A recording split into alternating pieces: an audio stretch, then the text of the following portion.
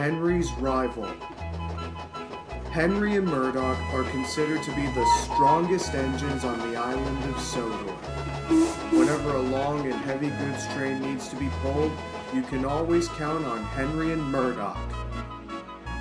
On a few occasions, they would double head if a goods train is too long or too heavy.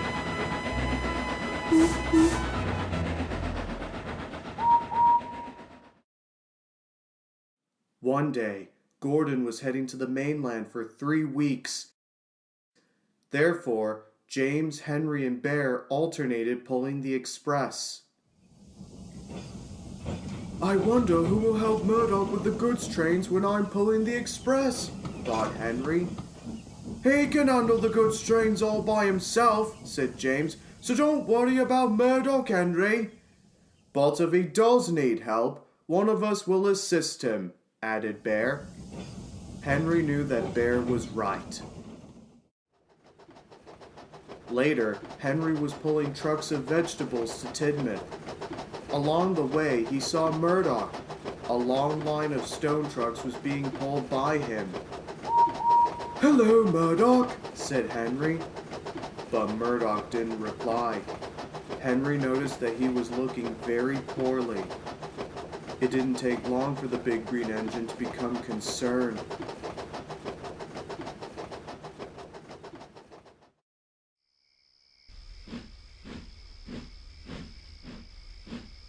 When he arrived at Tidmouth Sheds, James was talking to the other engines.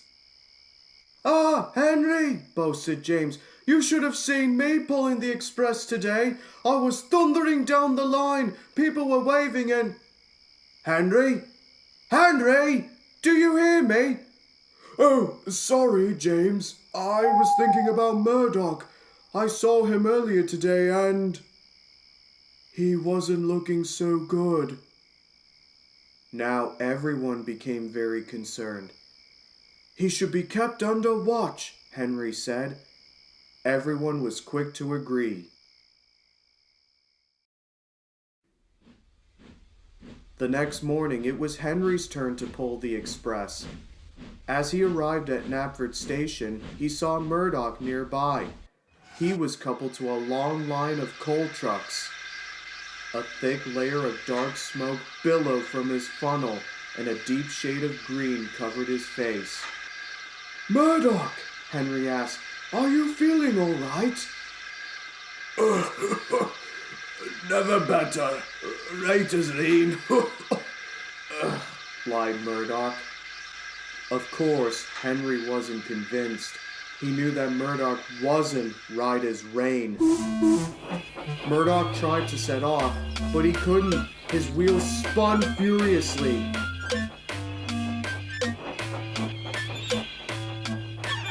The trucks were starting to laugh. This enraged Henry. Stop laughing, he yelled. Can't you see that he isn't feeling well? Quickly, the truck stopped laughing.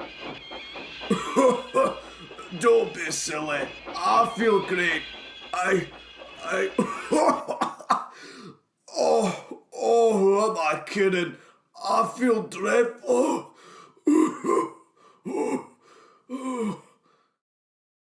Sir Topham Hatt was notified about the situation. Donald and Douglas had arrived as Murdoch was being decoupled from the trucks. Lord's sake, Murdoch, said Donald. You look horrible. I feel horrible, muttered Murdoch. Aye, a couple of weeks at the works will do you some good, said Douglas. Donald coupled up to Murdoch and took him to the works. While Douglas buffered up to the coal trucks and steamed away.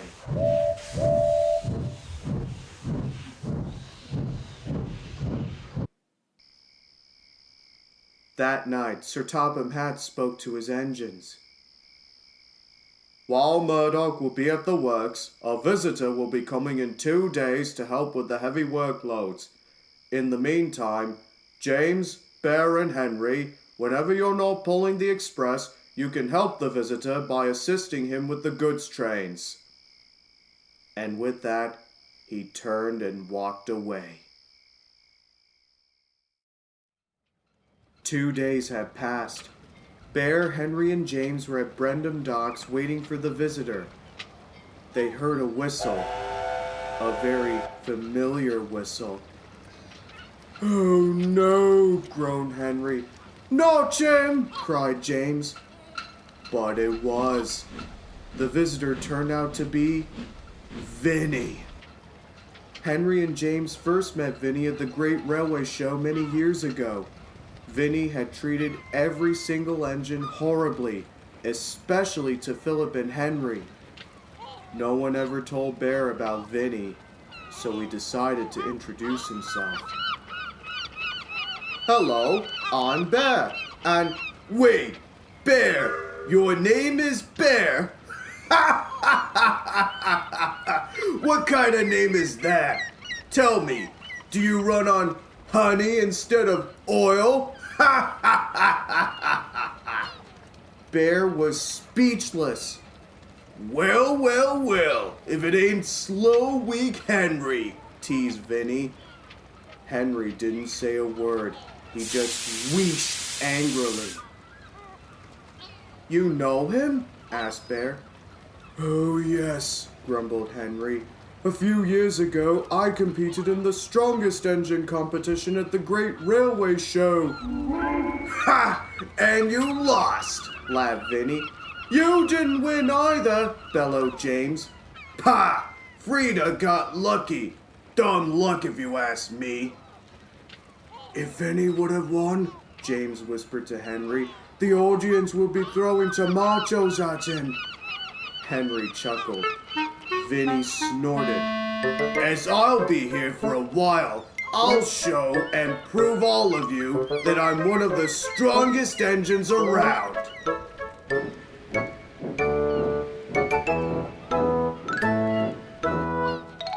"Grease and oil," fumed Bear. "What a horrid engine!"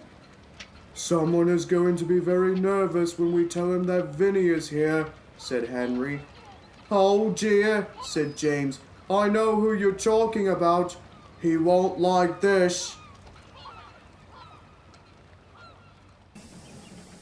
"Vinnie!" shouted Philip. "Vinnie's here!" "It will be all right, Philip," said James. "He's not staying here permanently." "It won't be all right. He's going to get me. He wants vengeance."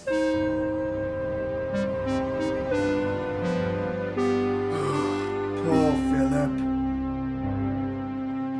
That afternoon, Henry was taking some empty trucks to the quarry. Along the way, he had to stop and fill up on water. Then Vinnie steamed alongside. "Pulling 6 empty trucks, I see. That just proves it. I'm much stronger than you," teased Vinnie. Henry's patience was running thin. He was about to yell at Vinnie when he heard Donald and Douglas's whistle. "Oh, I hope that you aren't bullying Henry now," scolded Donald. "And what if I am?" sniffed Vinnie. "Let's just say that we know how to put a bully in his place," retorted Douglas. "Am I supposed to be imitated by you two?" "Please," scoffed Vinnie.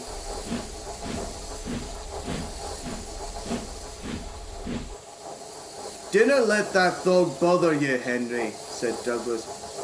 "Okay, we know that you're a very strong engine," added Donald. Henry thanked Donald and Douglas and headed off towards the quarry.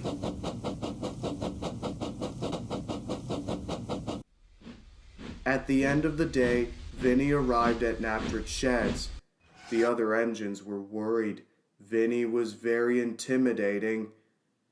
"Be sure to stay away from him tomorrow," Arthur whispered to Harvey. "Henry told me all about him. He's nothing but trouble." The next day the weather was awful. Rain poured down and the wind blew. None of the engines wanted to leave their sheds, but they knew there was work to be done. Vinnie was unfazed about the weather. "You're all cowards," he boasted to the other engines. I've pulled many goods trains in heavy downpours like this. Just then, Sir Topham had arrived. Vinnie, I need you to take a goods train to Sudbury. It's very heavy, so you may need help. And Sir Topham Hatt walked away. As if I need help from any of you, scoffed Vinnie. And he steamed away to fetch his goods train.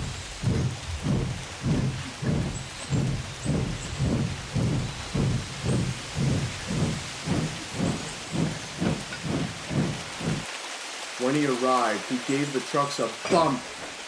What's the big deal? They screamed. Ah, shut up and come along, Vinnie snorted. Looks like someone needs to be taught a lesson, said the leading truck. Vinnie was passing through Knapford when the trucks started to play their tricks. Hold back! Hold back! They cheered. Vinnie was starting to go slower and slower and slower. Knock it off, will ya? Shouted Vinnie. But the trucks didn't listen. Vinnie was approaching a hill. He pulled harder and harder, but it didn't take long for him to stop. Oh, fantastic, complained Vinnie. What are we gonna do now? Looks like you're going to be needing my help.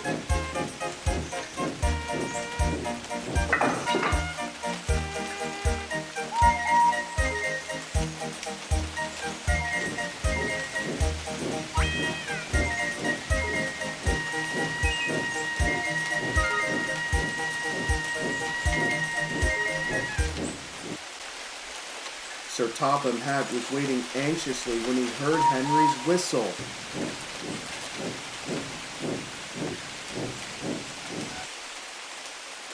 I was starting to get worried, but I'm glad that you have arrived safely. Well done, Henry. And I'm sure that Vinnie here is very grateful for your help today. Sure I am, Vinnie muttered. The next day, Henry proudly told Donald and Douglas about how he rescued Vinnie. Hey, that will prove to Vinnie that you're a powerful engine, chuckled Douglas. Maybe now he won't be such a ruffian, chuckled Donald. But Henry had a sneaky feeling that Vinnie wasn't going to change. And he was right. At the docks, Philip was shunting some trucks when suddenly... Oh, sorry, I'm... Well, hi there, Shorty. I've been looking all over for you. We've got lots to catch upon. Vinnie, called the dock manager. Your goods train is ready. Coming. To be continued. Shorty. Vinnie steamed away, leaving Philip in a state of utter panic.